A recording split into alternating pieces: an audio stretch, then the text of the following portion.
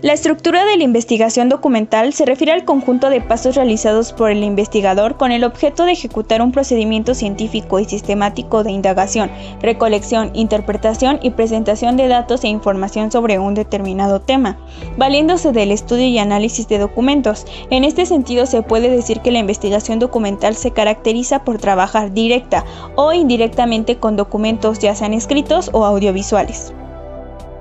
La elección del tema es el primer paso en el proceso de una investigación y también es la etapa más importante porque de la elección correcta de un tema depende el éxito final de toda la indagación. Para la buena elección de un tema conviene tener en cuenta ciertos aspectos como los temas que nos inquietan, nuestras experiencias personales, la consulta a profesores especializados y el examinar publicaciones existentes.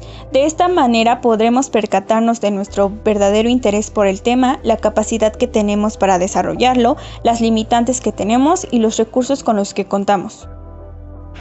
La delimitación es acotar, reducir o precisar un tema o problema a estudiar. Se delimita a través de señalar el tiempo y el lugar específico del tema elegido. Delimitar un tema implica reducirlo para que el investigador le sea fácil controlar la investigación y hacerla viable. Por lo tanto, la delimitación del tema debe de ser muy concreta y dirigida, de preferencia, a contestar una sola pregunta en específico. La justificación de un proyecto son las razones por las que se hace el proyecto, es decir, las razones que lo justifican. Dentro de esa justificación tienen que plantearse las siguientes cuestiones. La necesidad de este proyecto, es decir, ¿por qué se va a hacer? La finalidad del proyecto, ¿para qué se va a hacer? Además de qué problemáticas resuelve. Y por último, las exigencias que tiene, es decir, ¿cómo se va a hacer? Las características de una buena justificación son definir bien las razones del proyecto y por qué se va a realizar. El proyecto tiene que tener una aplicación real y cubrir una necesidad o demanda clara, además de tener muy claro lo que se quiere conseguir con la realización del proyecto o investigación. Los objetivos representan las metas de aprendizaje que queremos alcanzar. Suponen a su vez la base para establecer criterios de evaluación del proceso de enseñanza o aprendizaje. Los objetivos se redactan comenzando por un verbo en infinitivo y deben de ser evaluables, permitiendo comprobar si se alcanza o no el resultado. Además deben de escribirse de forma clara para que no confundan a la gente.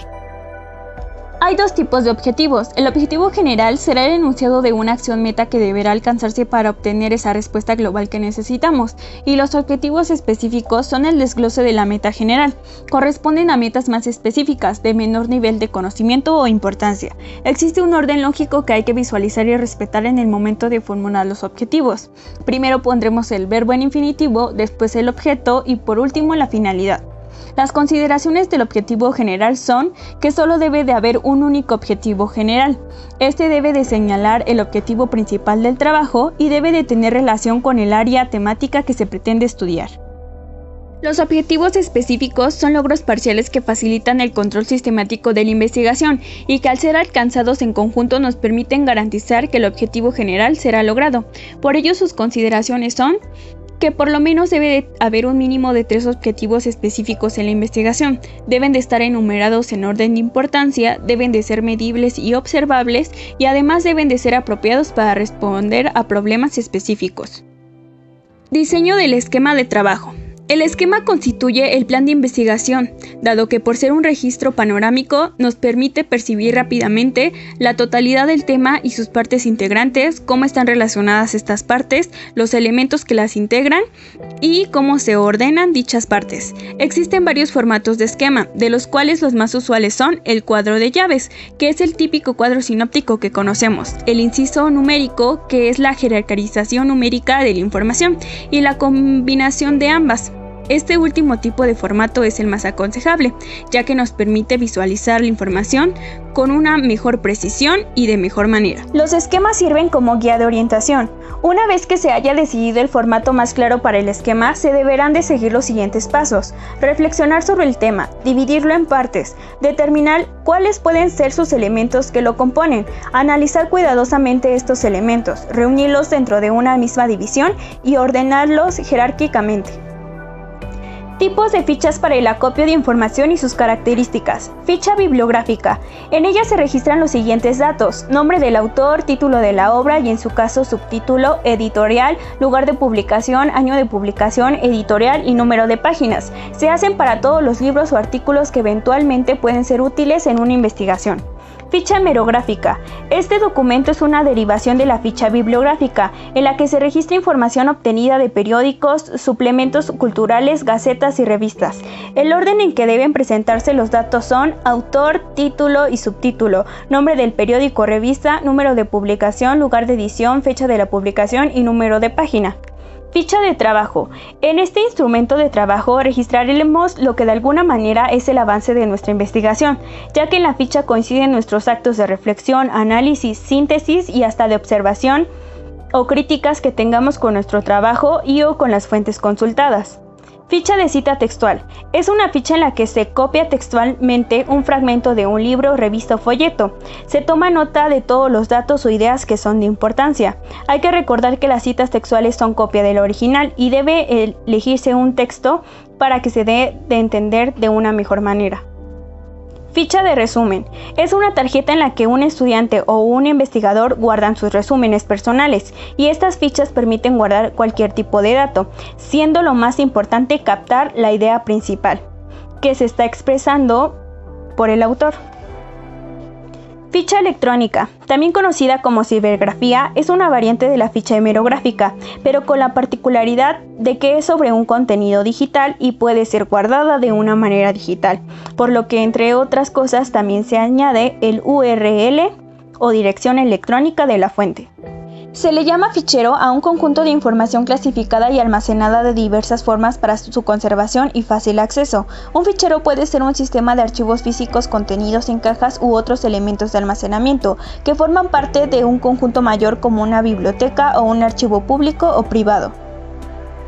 Las fichas y su almacenamiento en un fichero son importantes para resumir información que en cualquier momento puede ser utilizada en tareas cotidianas o para tener acceso a nuestra información. La elaboración de fichas sirve para llevar un registro de la información que tenemos y ordenarla alfabéticamente, resumir una temática concreta o archivar datos, citas, anotaciones, etc.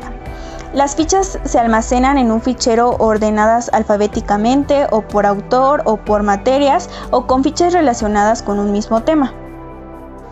Saber qué es una cita textual y cómo se usa es esencial para el desarrollo de textos académicos o laborales y, por supuesto, para evitar el plagio en las investigaciones. La cita textual debe de ir acompañada del nombre del autor y la fuente de donde se extrajo, pues los criterios son necesarios para darle el reconocimiento a su dueño y a la obra. Se coloca entre comillas o cursivas para resaltarla del resto del texto. Hay 4 tipos de citas textuales. El primero es la cita textual corta, que es la que consiste en menos de 40 palabras y se coloca entre comillas. La cita textual larga debe de tener 40 o más palabras, se separa del texto normal del documento con sangría en todo el párrafo, sin comillas y a doble espacio. La cita textual directa consiste en la reproducción literal de una parte del trabajo de otro autor, y la cita indirecta es la mención con nuestras propias palabras del contenido de un texto ajeno. Por fuente de información se entiende cualquier instrumento o, en un sentido más amplio, cualquier recurso que nos pueda servir para satisfacer una necesidad informativa. El objetivo de las fuentes de información será facilitar la localización e identificación de documentos. Existen 2 tipos de fuentes de información. Como el primer punto, hablaremos de las primarias, que son aquellas que nos dan una información nueva u original, que no ha sido recogida o recopilada de antemano. Principalmente se trata de la información que se incluye en monografías o publicaciones seriadas como libros o revistas. Como segundo punto hablaremos de las secundarias, que son aquellas que por el contrario no tienen como objetivo principal ofrecer información, sino indicar qué fuente o documento nos las puede brindar, es decir, nos facilitan la localización e identificación de los documentos. La importancia de la investigación es dar respuesta a preguntas poco comunes con búsquedas científicas. Dichas preguntas se originan de indagaciones deliberadas que implican y requieren de organización a través de un proceso que contiene métodos y técnicas establecidas. La investigación documental es sumamente importante para nuestra sociedad, ya que se encarga de mostrar los hallazgos dejados a lo largo del tiempo. El aprendizaje que permite obtener genera conocimientos y ofrece fuentes de información a los investigadores para interpretar y mejorar nuevos documentos y conocimientos.